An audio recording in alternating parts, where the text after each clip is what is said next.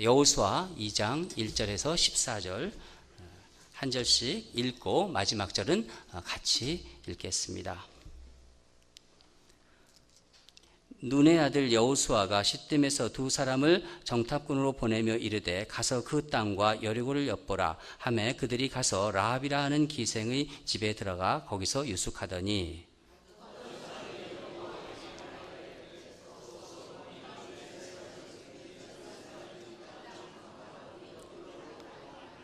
여리고 왕이 라합에게 사람을 보내어 이르되 내게로 와서 내 집에 들어간 그 사람들을 끌어내라. 그들은 이 온 땅을 정탐하러 왔느니라.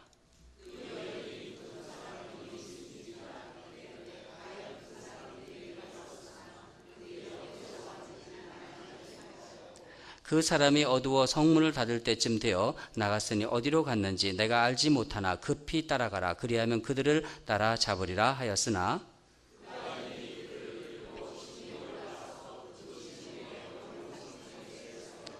그 사람들은 요단 나루터까지 그들을 쫓아갔고 그들을 뒤쫓는 자들이 나가자 곧 성문을 닫았더라.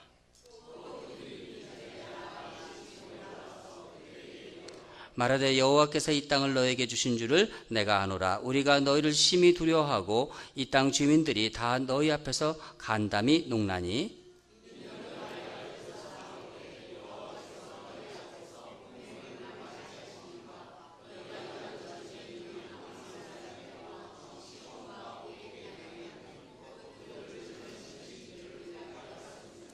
우리가 듣자 곧 마음이 녹았고 너희로 말미암아 사람의 정신을 잃었나니 너희 하나님 여호와는 위로는 하늘에서도 아래로는 땅에서도 하나님이시니라.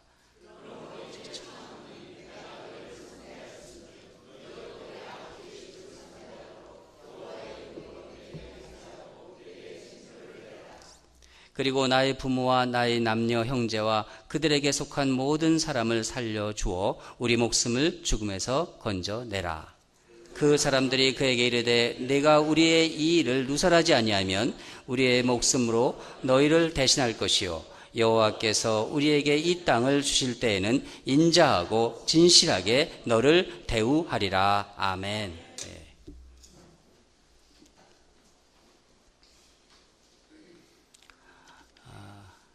모세의 뒤를 이어서 이제 여호수아가 이제 지도자가 되죠.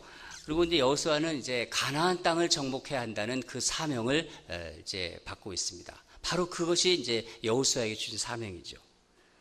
그 첫 관문이 이제 여리고를 정복해야 되는데 여리고를 바로 이제 들어간 것이 아니라 정탐꾼을 이제 보냅니다. 위험한 적진으로 두 명의 정탐꾼을 보내고 여호수아는 아마 기도했을 거예요. 하나님의 인도하심과 또 이들을 보호해달라고 그런 기도를 했겠지요. 저는 이 부분을 묵상하면서 영화가 생각이 났습니다. 영화의 그 한 장면 같다는. 오늘 말씀을 우리가 쭉 읽지 않았습니까? 일본 군대가 이제 주점을 이제 막 수색하고 있습니다. 한 젊은 여인이 독립군을 숨겨주고 일본군에게 엉뚱한 길을 가르쳐 줍니다. 막 일본군이 이제 막 찾으러 갔겠죠. 뭐 일제시대라고 생각하면 좋겠죠. 저 만주의 어디 상하이의 어떤 주점.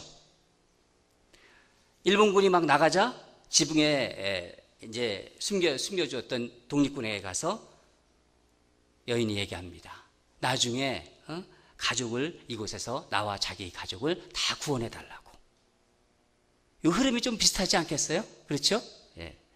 적진 여리고 성 안에 숨어 들어온 이 두 명의 정탐꾼들. 용감한 이스라엘 사람입니다. 또 그리고 역시 용감하고 지혜로운 이 여인. 막 추적하고 막 도망하고 또 막 수색하고 또 사람들의 이야기를 듣고 정보를 막 수집하는 거죠. 그리고 지붕에 3대로 급히 숨는 장면. 3일 동안 군사 첩보 활동에 관련된 이야기. 이런 첩보 영화.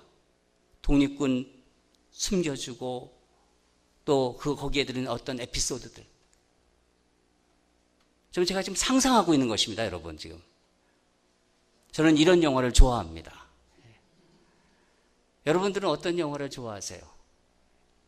전 첩보 영화 굉장히 좋아합니다. 특히 그 일제시대 때 만주에서 어떤 주막에 이제 아지트에 이제 막 거기 사람들이 모이잖아요. 거기를 막 그 일본군이 막 또 잡으러 가고 숨겨주고 거기에서 일어나는 여러 가지 에피소드. 박진감이 있잖아요.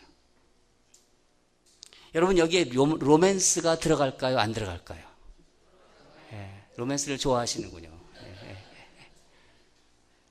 대부분 영화는요, 로맨스가 좀 들어가야지 좀 재미가 있습니다. 나중에 기생 라합이 누구와 결혼하죠? 벌써 대답 나왔습니다. 살몬입니다. 살몬과 결혼합니다. 이 살몬이라는 사람과 결혼하는데 전승에 의하면, 전승이라는 것이 있죠. 전승에 의하면은 이 살몬이 이때 라합이 숨겨준 정탐꾼 2명 중에 하나다. 그렇게 이야기들 하고 있습니다. 학자들도 물론 전승에 이렇게 쓰였지만 성경에는 나오지 않습니다. 학자들도 이 추측에 어느 정도 동의를 하고 있습니다. 그러니까 이 흥행하는 어떤 영화의 요소는 다 갖춘 거예요, 지금. 영화를 만들기만 하면 흥행할 것 같습니다.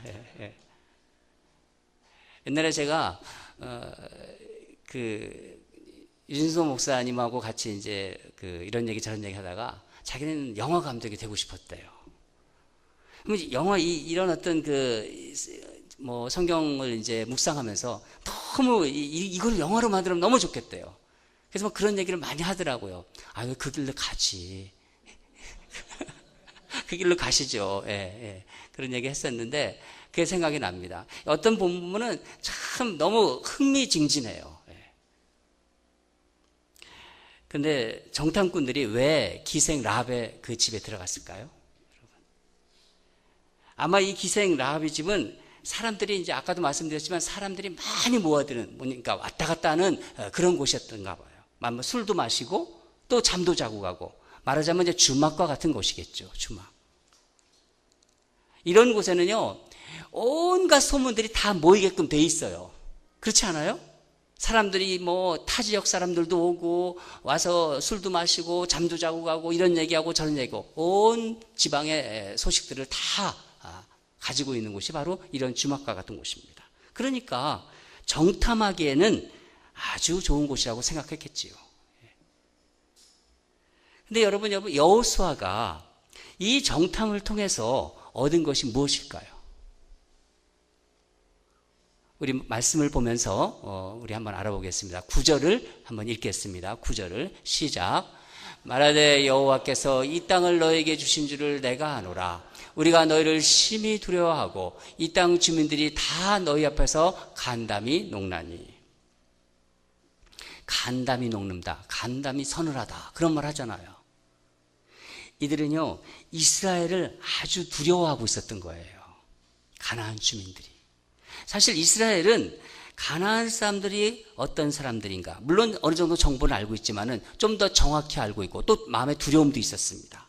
그래서 정탐꾼을 보냈는데 정탐한 내용을 보면은 오히려 가나안 사람들이 이스라엘 사람들을 두려워하고 있다는 걸 알게 된 거예요.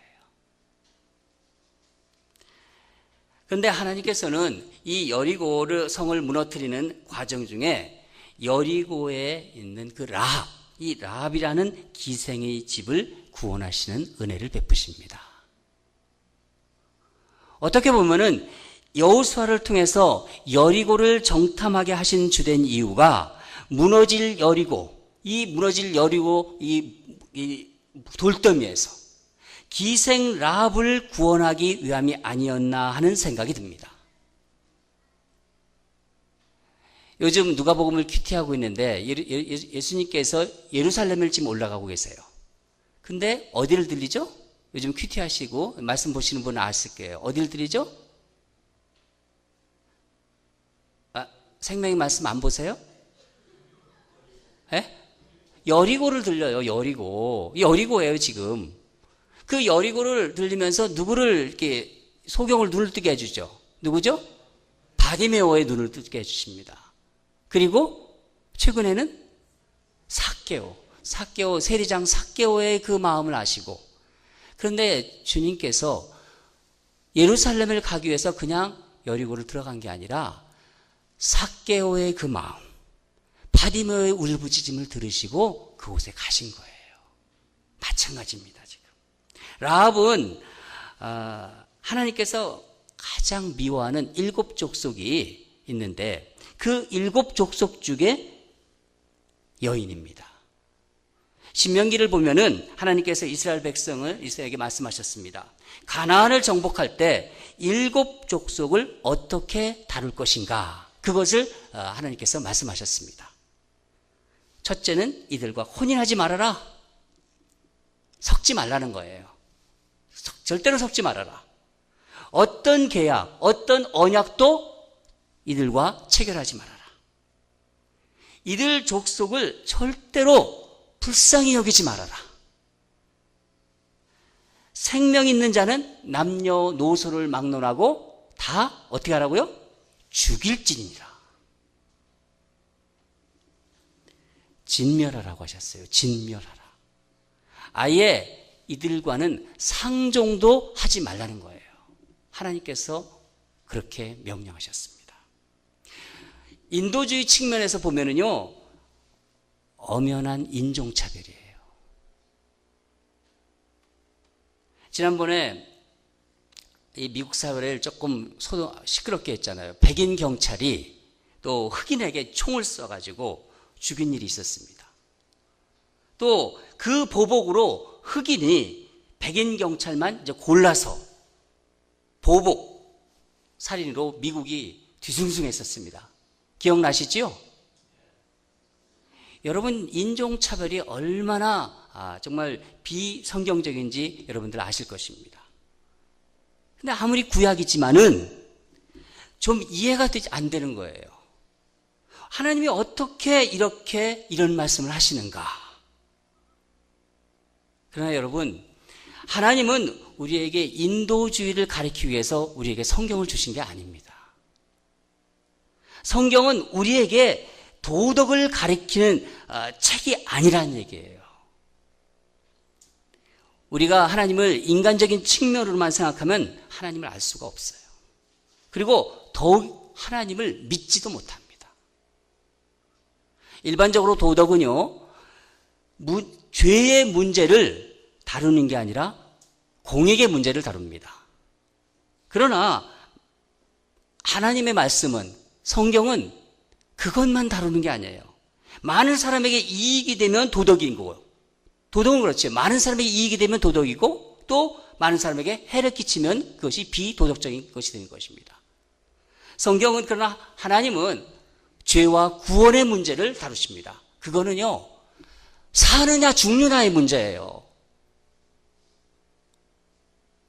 가나안 족속들, 이 가나안 족속의 죄는요, 죄덩어리라고 하나님은 보신 거예요. 죄 자체였습니다. 하나님은 이들을 죄의 상징으로 보고 있어요. 가나안 족속. 이 족속의 딸이 바로 라합입니다. 게다가 천하고 불결하고 사람들한테 좀 손가락질 받는 기생이요, 창녀입니다. 그런데 하나님께서는 이스라엘 백성에게 이런 자들을 접촉하지도 말라고 얘기하시면서 이 가나안 족속, 그것도 기생을 구원하려는 계획을 가지고 계셨던 것입니다. 라합을 자녀로 삼으려고 정탐꾼을 보내셨습니다. 우리 생각으로는 도무지 이해가 안 돼요. 여러분, 하나님께서는요, 하나님께서 사람을 보는 눈은 우리 인간이 보는 눈과 근본적으로 다르다는 걸 아셔야 합니다. 인간이 영혼 깊숙이 숨겨져 있는 그 고귀성을 보는 하나님의 눈은 지식이나 교양이나 겉으로 드러나는 어떤 그런 것을 중요하게 보는 우리 눈과는 분명히 다릅니다. 좋은 환경에서 자라나가지고 좋은 교육도 받고 부모 잘 만나서 머리가 또 좋고 또 공부도 잘해서 많이 해서 좋은 직장을 잡고 좋은 직장을 다니고 그래서 경제적으로 윤택하고 다른 사람보다 누린 것이 많아서 고상할 수밖에 없고 교양이 몸에 밴 사람들, 그런 사람들도 있지요. 그렇지만은 워낙 척박한 환경에서 자랄 수밖에 없어서 자신을 개발할 기회가 없어요. 그 기회를 잡지도 못했고 치열한 생존 경쟁에서 살아남기 위해서 거칠어지고 가끔 비열한 짓도 하고 그렇게 살아온 사람들도 있습니다. 결론적으로 말씀드리면은 여러분, 우리는 그런 삶이 만들어 놓은 그런 차이를 넘어서 그 사람의 영혼을 바라보는 안목이 있어야 한다는 것입니다.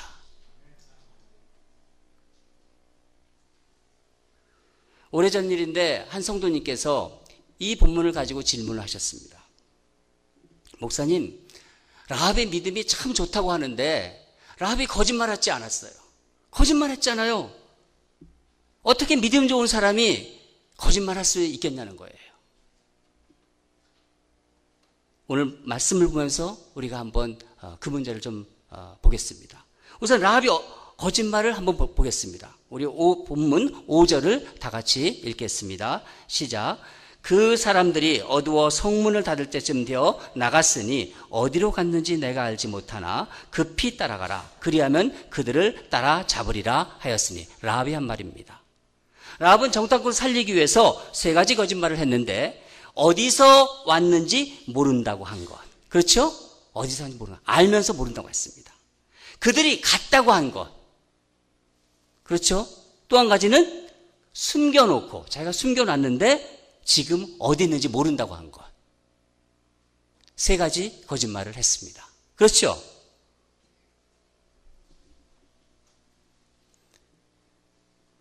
어느 집사님이 제게 카톡을 보내셨어요. 요즘은 카톡이 이렇게 여러 가지 얘기를 많이 보내더라고요. 정보도 보내시고, 참 어떤 거는 좀 재미도 있어요.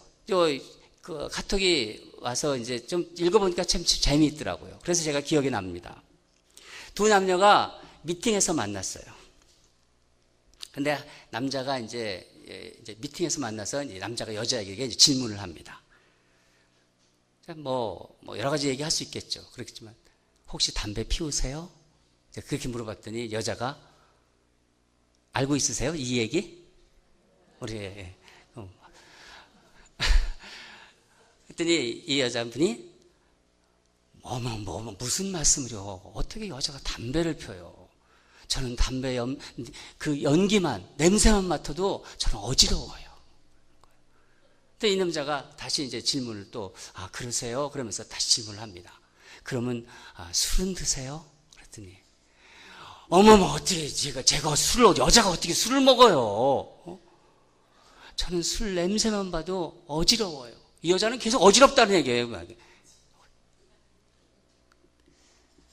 그래서 다시 이 남자가 이제 질문을 합니다. 그러면 연애는 해보셨어요? 연애 경험이 있으세요? 이렇게 물었대요.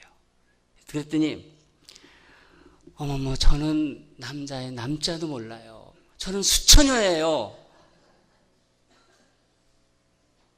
남자가 이 말에 감동을 받아가지고, 정말 순진하시네요. 그런데 제가 한 가지만 더 물어보겠습니다. 그럼 이 세상 무슨 재미로 사세요? 그랬더니 이 여자가 뭐라고 할게요? 그러면서 저는요, 거짓말하는 재미로 살아요. 그러더래요.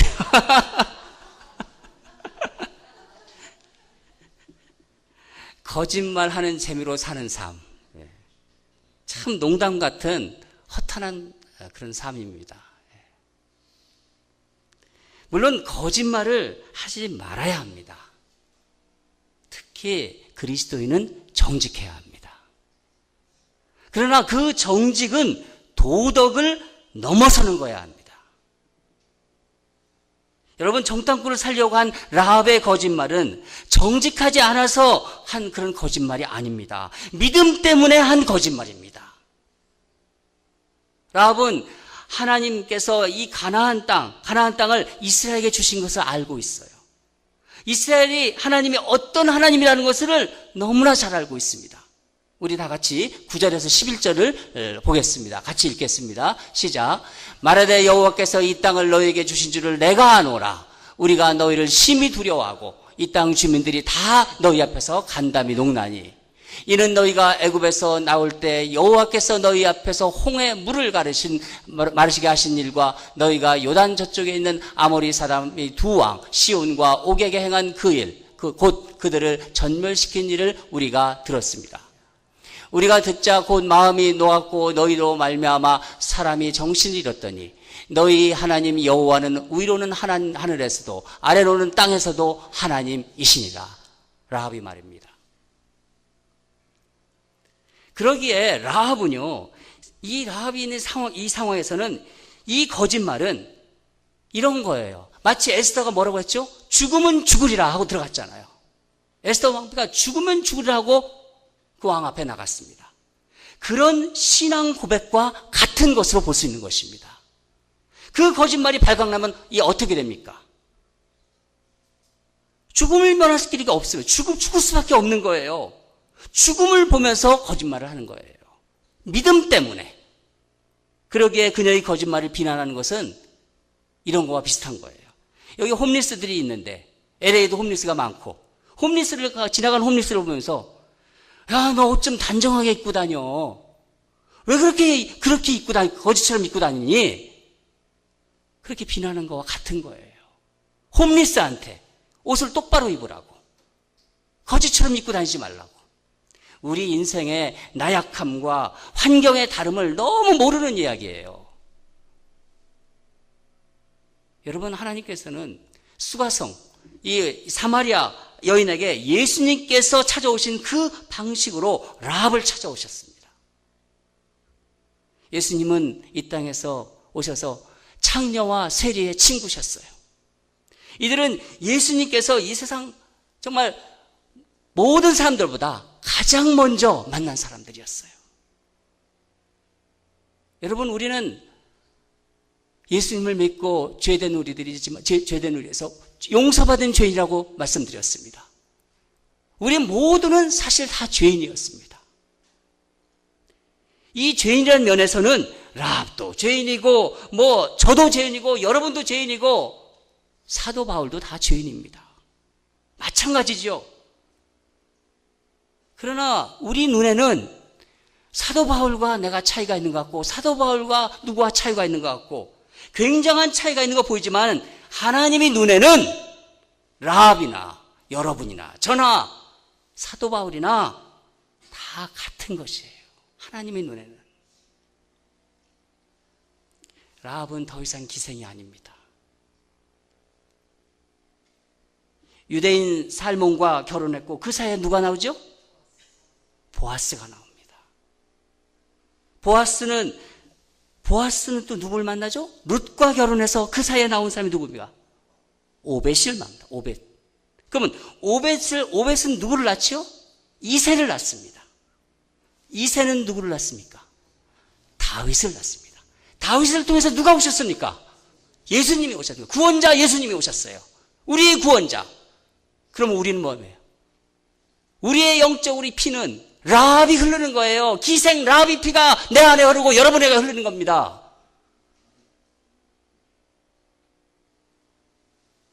히브리서 11장에 보면은요, 믿음의 장이라고 하잖아요. 그 믿음의 장에는 믿음의 기라성 같은 사람들이 다 써 있습니다. 총 16명이 나오는데 그 중에 여자 2명이 나옵니다. 누가 나오죠? 아브라함의 아내 사라. 또 라합. 라합은 믿음의 조상이 되었습니다. 천한 기생이 우리의 영적인 어머니가 되었어요. 여러분, 우리는 어떤 사람들에게 자연스럽게 눈길이 가나요? 한번 생각해 보세요. 어떤 교회에 시선이 가나요? 고상한 사람, 친절한 사람, 또 많이 배운 사람, 또 보면은 이렇게 교양미가 있는 사람, 그래서 좀 나이스한 사람. 교회로 치면 좀 큰 교회, 사람들이 많은 교회, 시설이 좋은 교회. 아니면 그리고 또 촌스럽지 않고 좀 더 이렇게 세련된 거 좋아하고 그런 게 얼핏 시선이 가지 않습니까? 저는 오늘 말씀 보면서 제가 얼마나 그런 부분에 대해서 민감하지 못했는지 많이 저를 자신을 돌아보았습니다. 나이스한 거 좋아하고 고상한 거 좋아하고 사람들 많이 모이는 교회 제가 관심 있어 하고 오늘 말씀 보면서 성령께서 제게 말씀하셨어요. 우리 주님이 무엇을 보는지, 우리 주님이 어떤 눈을 가지고 있는지, 우리 주님은, 우리 하나님은 한 영혼의 목마름을 봅니다. 그 영혼의 가난함을 보시는 분이 하나님이십니다. 우리 한번 14절을 하반부를 중심으로 한번 읽어보시죠. 13절을 한번 같이 읽겠습니다. 시작.